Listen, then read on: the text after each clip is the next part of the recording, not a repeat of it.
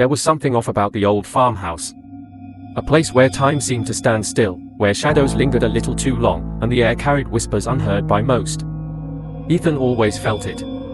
He had a way of sensing things no one else could see. Growing up, Ethan often spoke of strange sights and sounds. He'd see figures in the corners of rooms where no one stood, hear whispers in the silence, and feel chills even on the warmest summer days. I dismissed it as a child's imagination. But then, one evening, everything changed. It was a late summer night when Ethan first saw it. A tall, shadowy figure stood in the doorway of the attic, still and silent. He could only make out its outline, human shape that vanished the moment he tried to focus on it. His voice trembled as he swore to me, it was there. I saw it. Against my better judgment, I decided to investigate.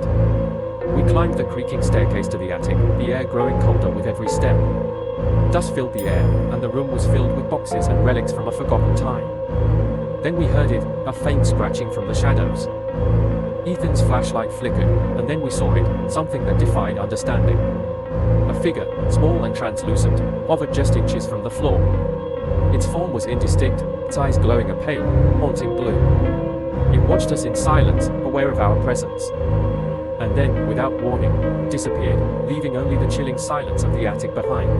From that moment on, I knew Ethan wasn't imagining things.